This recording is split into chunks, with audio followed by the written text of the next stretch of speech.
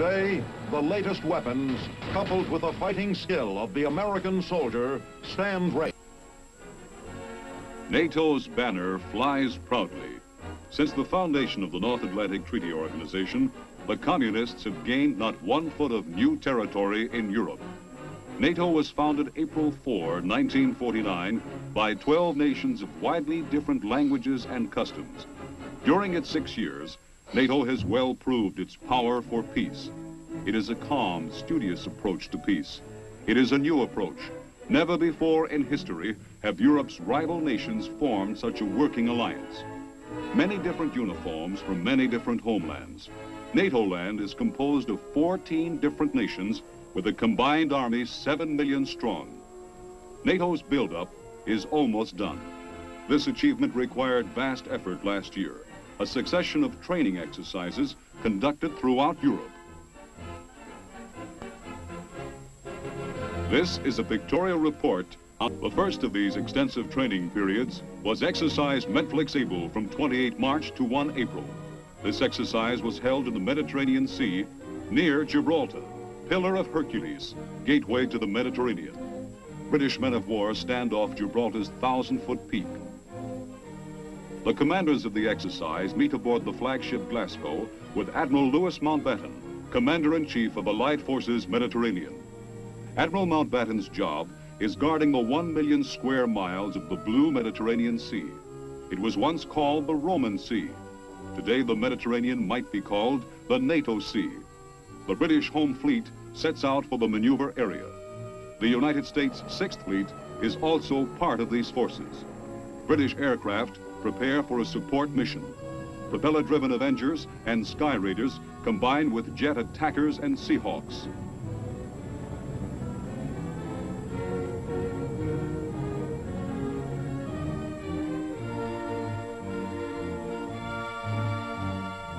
On the carrier Essex, British pilots are briefed on today's sorties.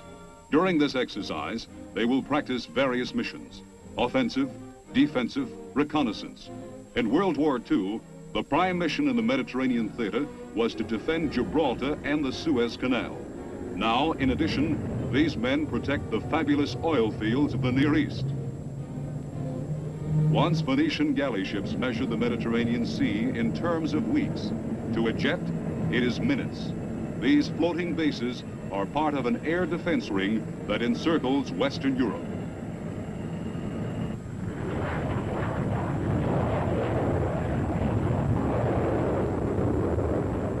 A typical scene throughout the Mediterranean and the Atlantic. Today, the NATO buildup has shifted its emphasis from numerical strength to combat readiness.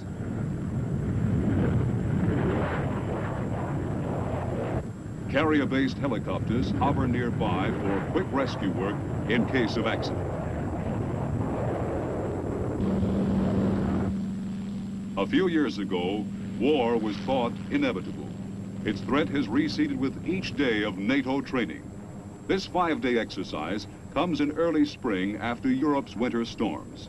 The Sirocco, a warm Mediterranean wind, brings perfect flying weather. NATO was originally built on supplies from the Marshall Plan. Now there is a continuous 3,000-mile supply line from America across the Atlantic to Europe. The cost, of course, is tremendous. Already NATO has cost as much as the Marshall Plan. The total is about $17 billion to date. It will continue to cost about $4 billion per year. The United States carries most of this financial burden. The price of peace. The price of establishing American defense lines 3,000 miles away from American soil.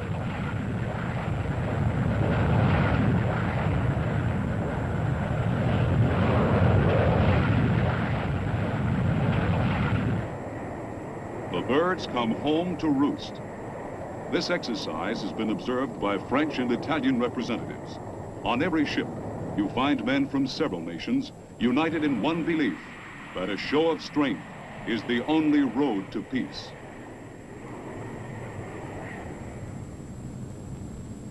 Firefighters wait as the planes come in. Carrier landings, although well developed in World War II, still have an element of risk. One British pilot brings in a crippled plane. His landing gear fails to operate. He comes in for a belly landing on his empty gas tank.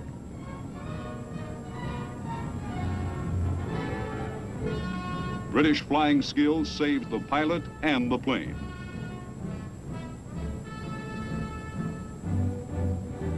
Only 4 minutes after the landing, the plane is hauled off the busy flight deck and carried to the repair shop below. NATO's Mediterranean fleet ranges from southern Europe to North Africa and the Near East. Its next maneuver was in the summer of last year. It was called Exercise Medflix-Baker. From 15 to 24 July, NATO's southern fleet teamed with land forces in a huge exercise that began at Malta, GC. GC means George Cross, a medal given by King George IV for Malta's valiant stand during World War II. Malta has been a British fortress since 1814. Today, Malta is a NATO fortress. The ships of 6 nations gather in Sliema Bay. During World War II, Malta had to be supplied by submarine. NATO stands to prevent that happening again. This is a combined operation spanning the Mediterranean to North Africa.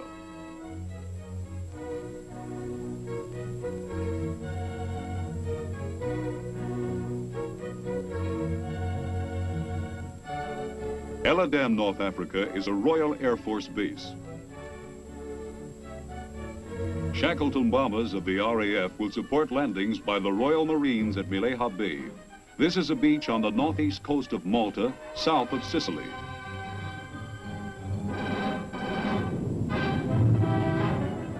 The first waves establish a beachhead and move inland.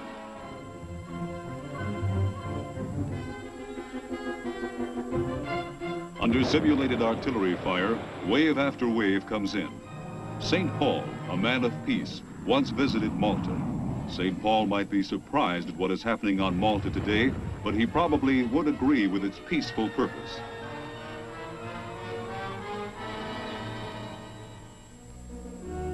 Admiral Mountbatten at headquarters. Malta is NATO's headquarters in the Mediterranean. Representatives from the 6 allied nations go on an inspection tour. There's little evidence of Malta's World War II damage, but in 1942, hardly a building was left standing. Later, the Italian fleet surrendered here. Now Italy is here as an ally.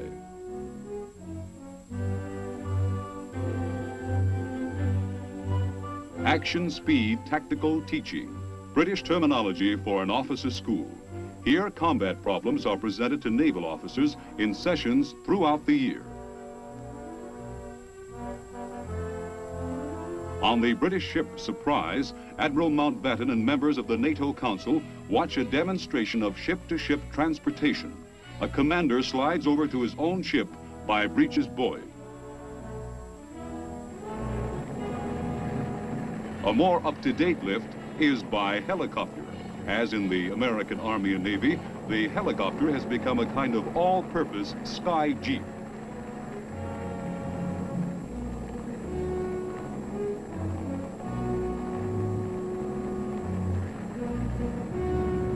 NATO's present emphasis is on massing the very latest equipment and establishing standards of use.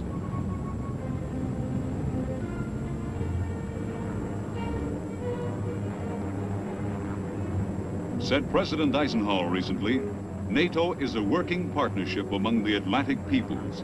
It is a unity of free men in an age of peril. Secretary of State Dulles calls NATO an organization for closer cooperation in political and economic affairs. NATO's long-term aim is an enduring association capable of protecting the safety and improving the well-being of free nations. NATO is more than just a military organization. Cooperation in military affairs will lead to closer association and understanding. Moving farther east, NATO's fall training began with Exercise Keystone from 1 to 5 September. This was to be the year's largest maneuver. It was planned at Izmir, Turkey. This is the headquarters of Allied Forces Southern Europe. Turkey, with Greece, joined NATO in 1952. This training period follows Exercise Longstep, the first Turkish maneuver. A Turkish officer explains the situation map to American General Paul Kendall and American Admiral William Fechteler. Other observers are representatives of Turkey, Britain, Greece, Italy, and France.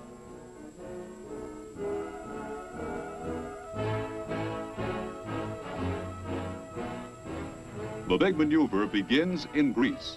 Near Kerdilia in northern Greece, near the Achilles line, the Greek First Army opens a counterattack. Before NATO, Greece and Turkey had been seriously threatened by Soviet efforts to halt their recovery from World War II.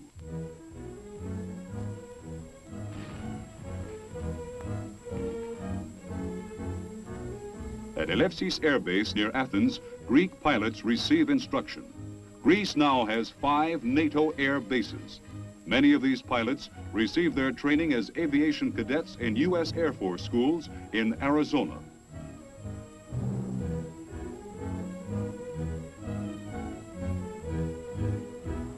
The Greek Air Force is composed primarily of American-built F-84 Thunderjets and F-86 Sabrejets. They are part of NATO's 28th Tactical Air Force. NATO began with a few outdated World War II planes. Now it counts its jets in thousands.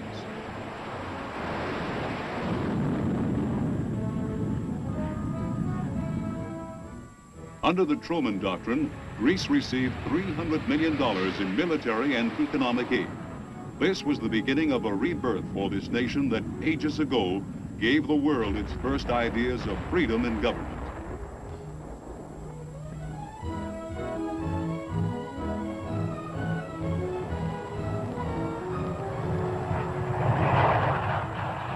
Greece has furnished 5 infantry divisions to NATO. Exercise Keystone features them in a river crossing. This is the Strymon River. Its banks are mined with dummies for training. Greek infantry loads up to head for the west bank of the Strymon. Greece is a land of rivers and close-linked islands. The terrain requires this type of training.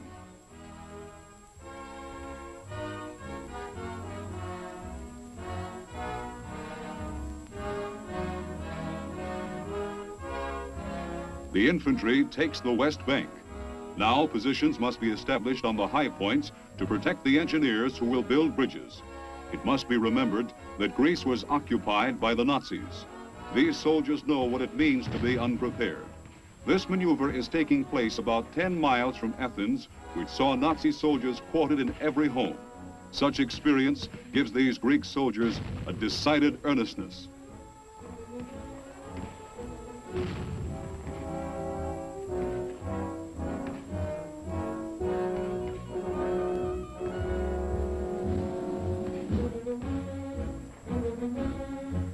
Ammunition and supplies quickly follow the river crossing.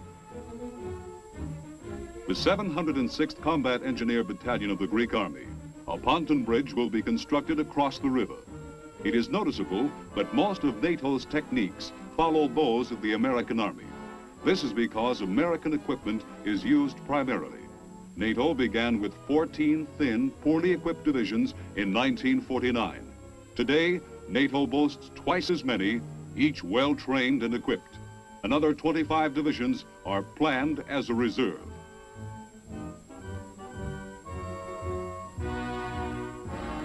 This Greek maneuver is only the first phase of Exercise Keystone. It is typical of NATO exercises that coordinated training is carried out simultaneously at many different locations, often separated by hundreds of miles. The second phase of Exercise Keystone is held in West Turkey. Training continues here on Pagas Hill overlooking the Aegean Sea between Greece and Turkey. This will be another amphibious maneuver, this time combining American and Turkish troops. The excellent harbor of Izmir furnishes the rendezvous point for landing craft. Under American, Turkish, and Italian commanders, the force hits Dikili Beach. Assault vehicles quickly follow. These are units of the Turkish First Army. Turkey, like Greece, suffered communist political infiltration until Marshall Plan and NATO aid turned back the Reds in the Near East.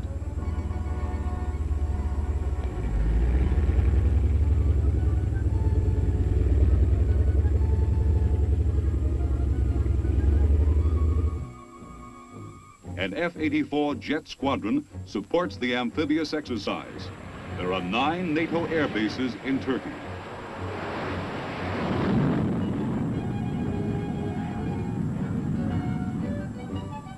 For NATO's commanders, this training means constant travel throughout Europe. The Turkish army consists of 12 divisions. Turkey is an ancient nation, 900 years old. It is a young democracy of only 10 years. Turkish troops maintain their ancient tradition as tough, terrible enemies. Their death before surrender heroism won many citations when they fought as a member of the United Nations in Korea. The Turks are formidable fighters who take pride in closing with the enemy man to man. Shortly after Exercise Keystone, maneuvers began in the north with Exercise Indian Summer from 22 to 26 September. This was held in the U.S. zone of Germany.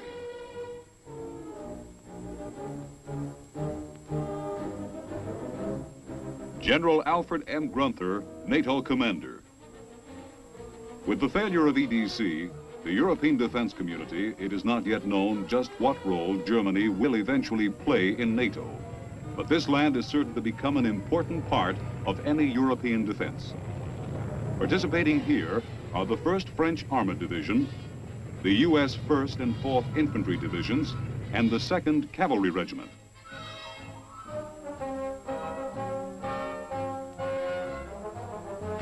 This is a gigantic land maneuver under the coordination of the 5th Corps, U.S. 7th Army. It has many training purposes, but an additional purpose could be to display NATO's might before the communists.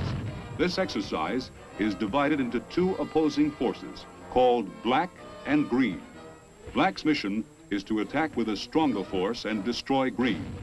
Green's mission is to delay Black's advance and, after reinforcement by an armored division, repel Black from the conquered territory. This is a huge military gain.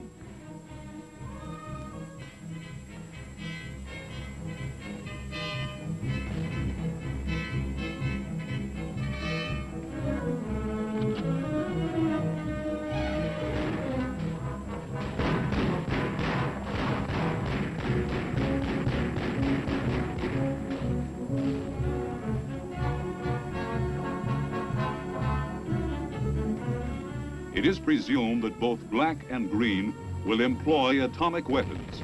It is the announced plan of NATO to use atomic weapons in the event of war. It is no longer a theory that such weapons may be used. It is assumed that they will be used. In this exercise, both sides have the American-built 280mm atomic cannon.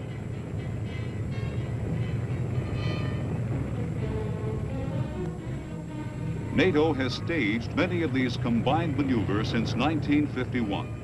They have been held in every NATO country and in the western zone of Austria. This is the first exercise of such proportions held in West Germany. By now, tactics and procedures are fairly well standardized. Even the ammunition of every NATO nation is approaching standardization.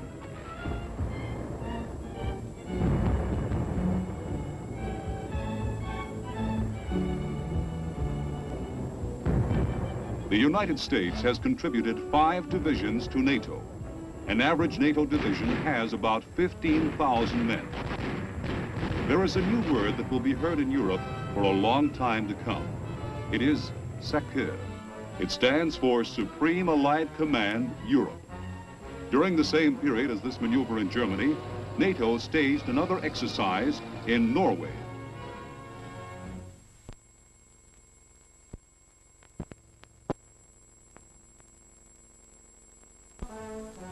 Exercise Polar Mist was a 2-week session from 17 to 30 September. A special phase was called the Blattend Maneuver, held in a very rugged terrain. This was carried out in the birch forests of northern Norway. This is refresher training for Norway's single NATO division. It is the northern part of an overall Scandinavian maneuver called Morning Mist. Surprisingly, the temperature here is relatively warm. Norway has a mild, humid climate due to North Atlantic currents. In NATO, Norway is working closely with Denmark to guard these northern mountains.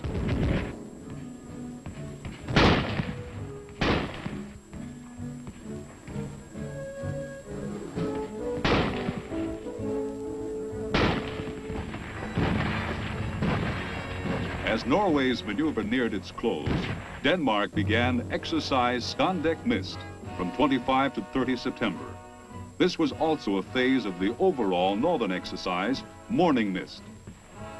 This training is being conducted by all Danish military services, as well as civil defense organizations, Home Guards, and the Army Reserve Corps. These units have been divided into opposing forces called Orange and Blue. This is the territory of Jutland.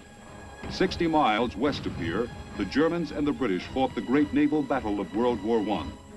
Almost 40 years have passed, and we are still trying to prevent war. Perhaps NATO can succeed.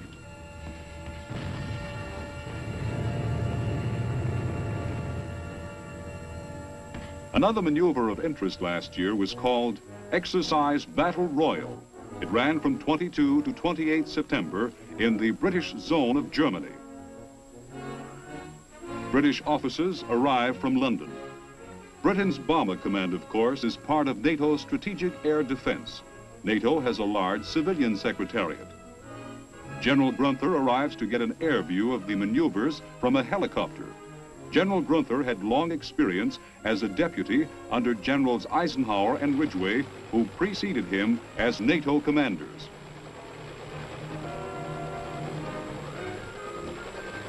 A large tent camp has been prepared.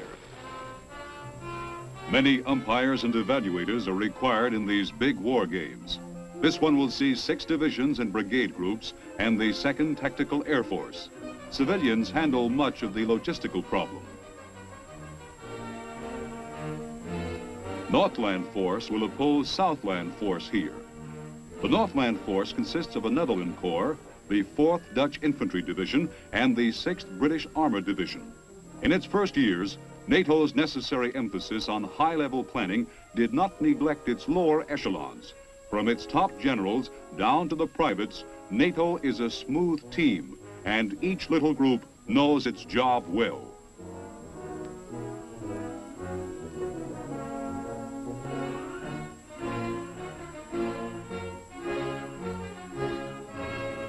The Southland Force consists of a Belgian Infantry and Armored Division, a Canadian Infantry Brigade, and a British Parachute Brigade. On the command to attack, a tank takes off like a woolly mammoth. The NATO treaty reaffirms adherence to the Charter of the United Nations.